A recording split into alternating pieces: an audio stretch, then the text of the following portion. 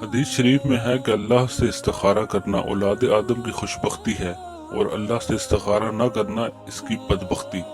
ایک روایت میں یہ بھی آیا ہے جس کا ترجمہ کچھ یوں ہے: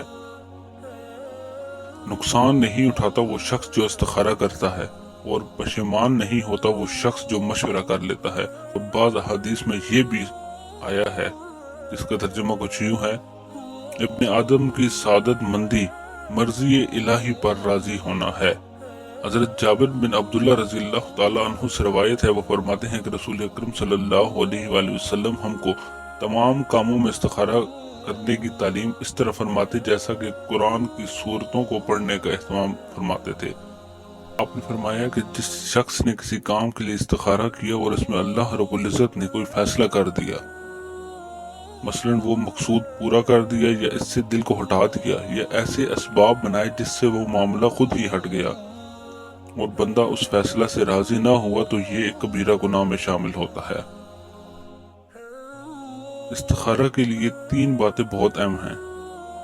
پہلی بات یہ ہے، مشہور یہ ہے کہ استخارہ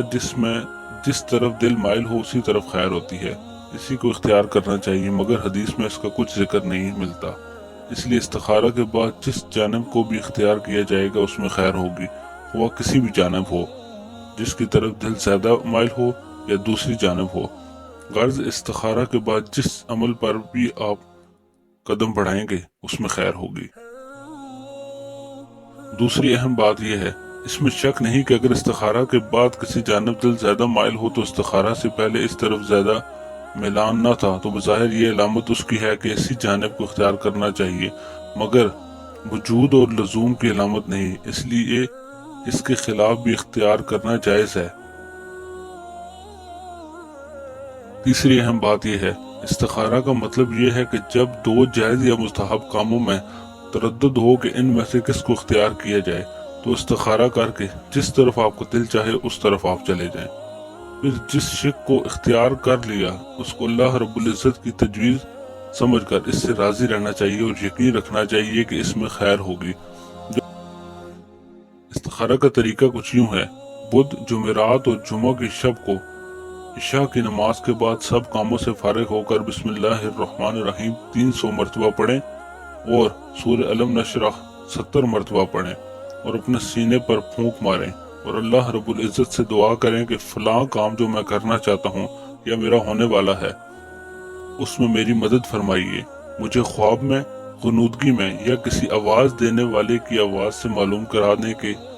اس میں میرے لیے کیا بہتری ہے، اور اس کے بعد یہ درود شریف 100 مرتبہ پڑھ کر سو جائیں۔ درود شریف کچھ اس طرح ہے: اللہم صلی علی سیدنا محمد بعدد معلوم لک۔ انشاءاللہ العزیز 3 راتوں کے اندر اندر آپ کا مقصد پورا ہو جائے گا۔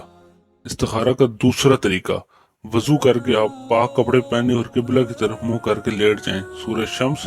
سورہ لیل اور سورہ اخلاص 7 مرتبہ پڑھیں، اور اس کے بعد اللہ رب العزت سے دعا کریں کہ یا رب العالمین، میں فلاں کام کو سر انجام دینا چاہتا ہوں، میری مدد فرما۔ انشاءاللہ اسی رات کو ہی آپ کو معلوم ہو جائے گا۔ استخارہ کا سب سے آسان طریقہ یہ ہے،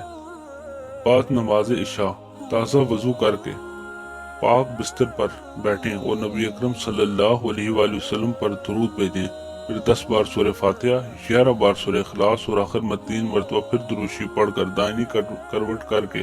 قبلہ کی طرف منہ کر کے سو جائیں۔ اگر تعبیر سمجھ میں نہ آئے تو کسی نیک اور سمجھدار شخص سے تعبیر معلوم کریں۔